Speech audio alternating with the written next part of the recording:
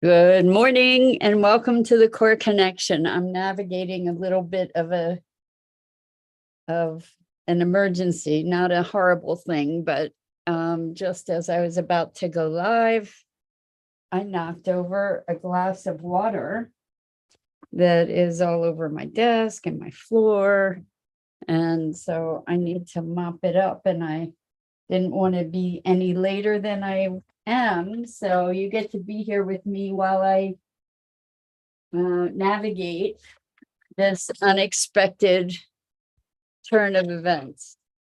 So, um, sorry for the distraction. Life, what is it? Life, intrudes. Anyway, welcome. I'm Mira Rubin. This is the Core Connection.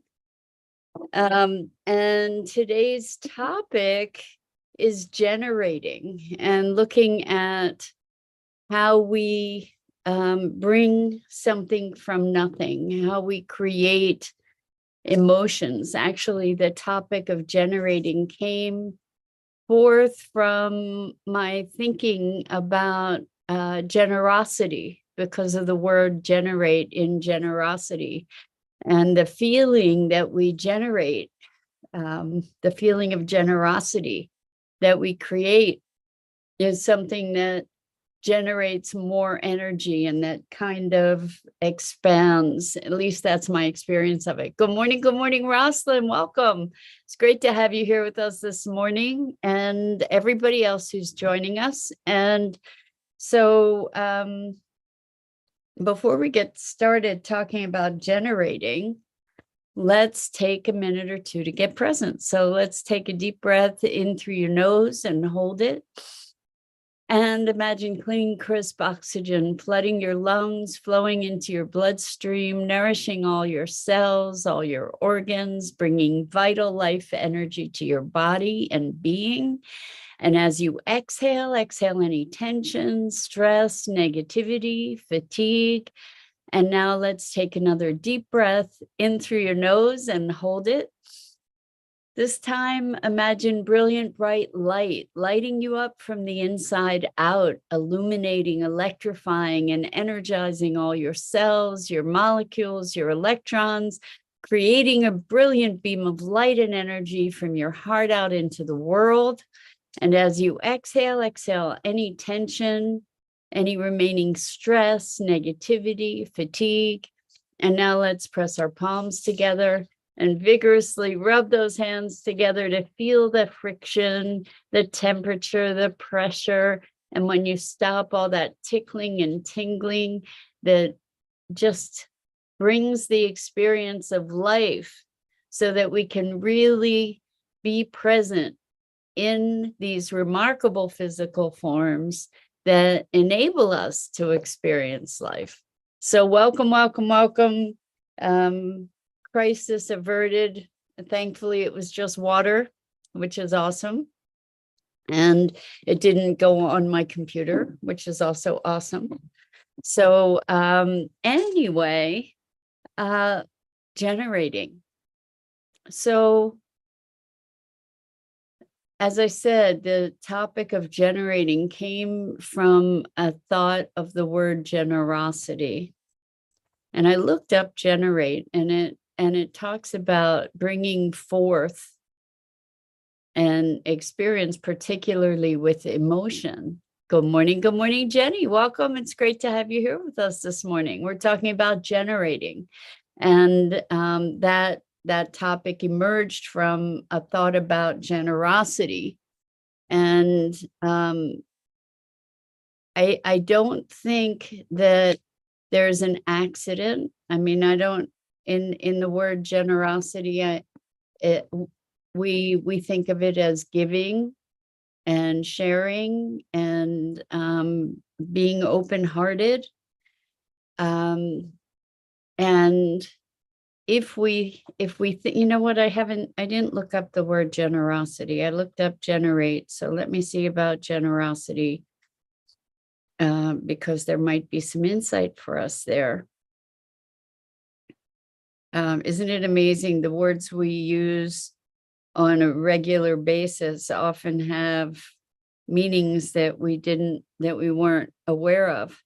So generosity is readiness or liberality in giving, freedom from meanness or smallness of mind or character, largeness or fullness, amplitude. So nothing about the word generate, which is not surprising. However, I think we get to look at that, because I know that when I allow myself to be generous of spirit, I'm generating a state, where I have an openness of heart, or a connection, a level of connection with others that I might not otherwise have. And we can generate that state of generosity from nothing. And so what I was thinking of, after moving from generosity to generate, I was thinking, well, good morning, Robin. So good to have you here with us. It's been a while. We're talking about generating and regenerating, and looking at where that comes from. So is the process of generating, does it originate in a thought, and then some kind of action or some kind of engagement then occurs as a result of the thought? Some kind of action brings that thought into fruition? Or does it start with an impulse even before the thought? Which is a really interesting idea, because then, like, where does that impulse come from?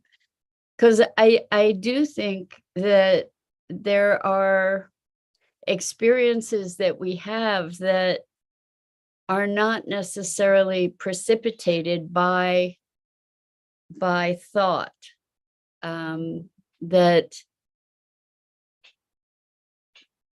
those, maybe the thoughts, the ideas, the awareness can come first and then get formulated as a thought. So I'm calling that an impulse. I'm wondering if you've had an experience of that, where there's some sense about something and it's not really formed as a thought yet.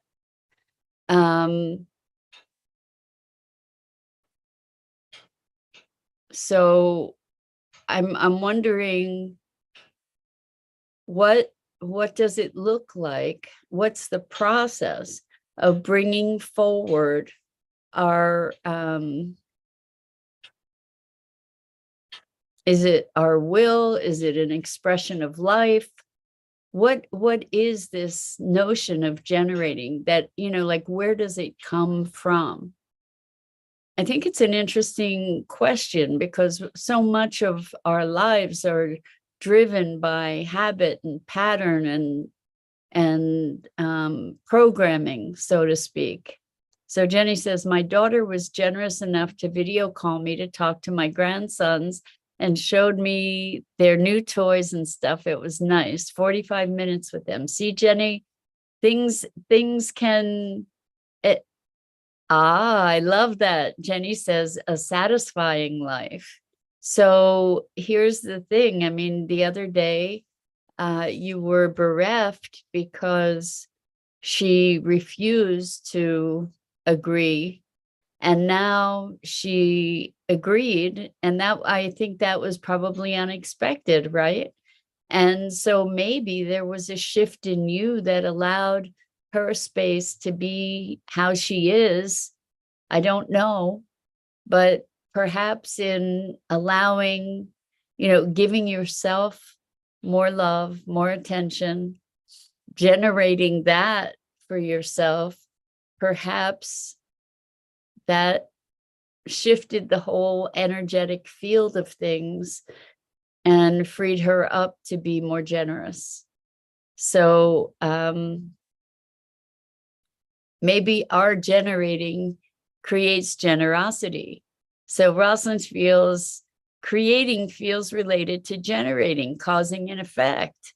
Yes, absolutely. And Robin says numerous sources. Jenny said, I zapped out and woke up to her call. So some way and shape or form, Jenny, I say you let go and gave her space to show up, that. And so this, I agree, Rosalind, that creating and generating are related. And I'm wondering, I mean, that's another great question too, is where does the impulse for creation come from? Like when we're driven to create something, to write something, or to paint something, to create something artistic, where is that coming from? This notion of generating. And Jenny says, I didn't have any expectations. Well, but in releasing expectations, we create space, which is a beautiful thing. And so just looking at this notion of generating, and it would be great if I would love to hear from everybody in relation to the topic that we're discussing. So as we talk about generating, I would love to hear your experiences. I would love to hear what your awareness is around it, and what your perspective is on it. And as you were saying, Rosalind, causing an effect. And I think maybe even more than causing an effect, it's causing a condition, or causing the environment or opportunity maybe for an effect even. So to Jenny's point, having no expectations, maybe that was generating a different state of mind rather than a state of disappointment or despair, to create a state, to generate a state of no expectation. And then that creates an opening for something else to emerge. So generating can be the act of creation itself. It can, and maybe it is creating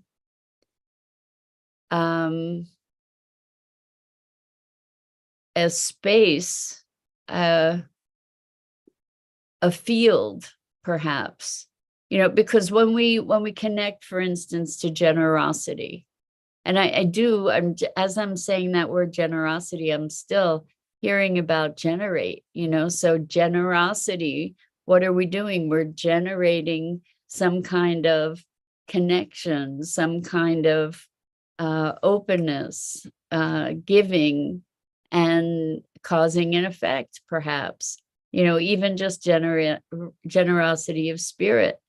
And Jenny says, generating a satisfying life versus a happy life. I think I like that. I like that a lot. I don't know too many people that have what they would call a happy life, but they may have a satisfying life.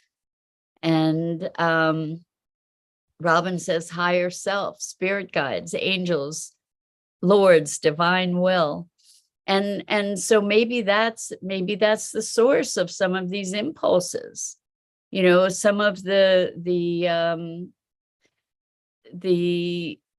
thought before the thought. Maybe it's part of our guidance that arises, that allows us then to follow that path. It reminds me, or this part of our conversation reminds me of a conversation I had with a client who was talking about how in the course of meditation, what came up were feelings of sadness. And Robin says connections that are along your journey. So this, along the idea of those connections, this person was talking about sadness that arose in the context of the meditation that they were doing. And they said, I tried to get rid of the sadness. And, I was able to get rid of the sadness by doing, putting myself in this other state of mind, thinking about, creating a fantasy. And I said, well, it may be that those emotions, that sadness, arose to be healed. That's one of my hypotheses that I work with, is that our emotions or circumstances arise so to give us, because we're ready to heal them. And we may or may not rise to that opportunity, but that's the dynamic behind their showing up. And that perspective comes from another one of my hypotheses that I live by, which is life is happening for me and through me rather than to me. Jenny says meeting needs, not wants, for a satisfying life. Well, there can be happiness in that too, which is pretty awesome, right? And Rosalind says, creating is the throat chakra, and the complement to creating is the storyteller chakra or solar plexus. I haven't heard that association. That's pretty interesting. Thank you for that. So when we think about generating, what we were talking about is, where is the source? Where does something come from that's being generated? Is it a thought? And if it's a thought, where does that thought come from? Is there an impulse prior to the thought that seeds that thought? Have you ever had like this feeling that there's a knowing or there's an understanding or something that wants to be brought forward, and you get to just sort of be with that, and it makes itself known? And that goes back to, well, maybe where is it coming from? Is it coming from ourselves, our higher self, guides, angels, whatever? Is it in the air, the energy of it? Is it something like, are we being receivers rather than generators, which is an interesting idea? Jenny says, motivation meet goals.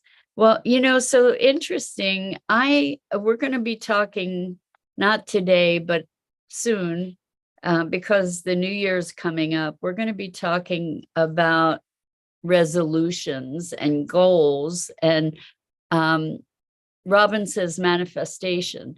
Yeah, so intention, generating. I think that we get to generate the field that supports whatever it is we're looking to manifest. And that's a big part of the manifesting protocol, in big air quotes, is to have the experience of having whatever it is you're looking to manifest, to have the emotional presence to it, to be creating the field of it's already existing, so that then it magnetizes to that field. And when we're talking about generating, the more I'm thinking about it, the more it feels true that, and that doesn't mean it is true, but it feels true that we are creating a field for something to emerge. And I think that we do this all the time, whether it's through thought, but maybe even more powerfully through emotion. And so if we can presence ourselves to things, emotions like generosity. Generosity is one of these emotions that expands, right? It opens the heart. Or it's representative of an open heart. What comes to mind for me is beauty. Beauty is my most effective inroad into feeling that sense of open-heartedness and connection. And so generating that experience, generating that shift of being. So Jenny says, generating is a process and intentions. Exactly. So we're talking about manifesting and recognizing the process of generation so that we can do it consciously and deliberately, so that it's not something that just happens, but that it's something that we can call forth, where we can generate a new experience. We can generate a different state of mind. We can generate a different set of emotions. We can generate circumstances or the field that then creates a shift of potential. And by presencing ourselves to this awareness around generation, we can be active participants in it, rather than everything just happening, happening for us. Life happens. I choose that life happens for me and through me rather than to me. So, it's interesting. I started out today's session cleaning up a whole glass of water that had spilled. And, it's interesting to me the way that the universe winks at us. And I consider this water spill a wink, and I'm not sure what the message is yet, but it has not escaped my attention that last night I failed to close the spigot on my water filter fully, and it leaked quite a lot of water. I have to move my standing desk a little to get water underneath it. But anyway, it leaked quite a lot of water that I ended up cleaning up last night. And then this water glass spilling this morning. And water is very indicative of emotion. But it's also interesting that yesterday I had a conversation with someone about water being the connector to all of life on the planet. And so there's something going on around water for me. And maybe I'm just generating a story, but it's almost like the emergence of whatever this if there's a message. I had a friend years ago who would say everything is symbolic and nothing is symbolic. So, maybe I just have been spilling water, and maybe there is some deeper awareness that is available for me in presencing myself to that wink. I'm calling it a wink from the universe because there are 3 instances of water being a prominent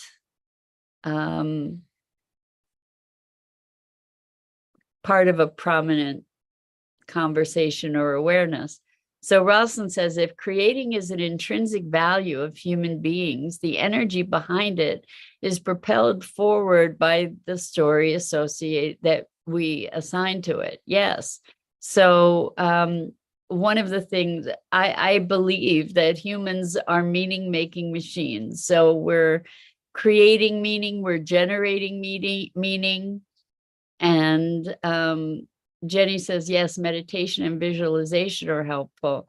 So the stories we assign to things are going to shape our experience 100%. And so that's another reason why I caution people to be very discerning about how you curate your stories.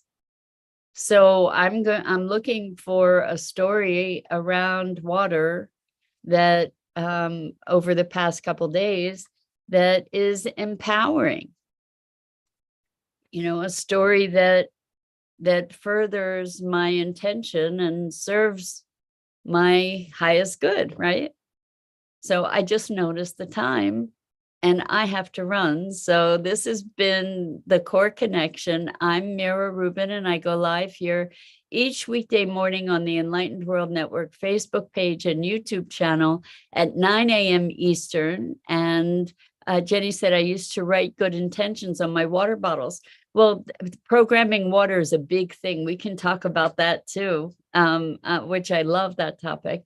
Anyway, please check out the other awesome programming on Enlightened World Network, EWN, One with the Earth, and Enlightened World Living. And Rosalind says, whereas desire is complementary to one's vision. Yes, alignment, that's the ticket. Anyway, I look forward to these mornings with you. And I so appreciate your engagement. And until next time, so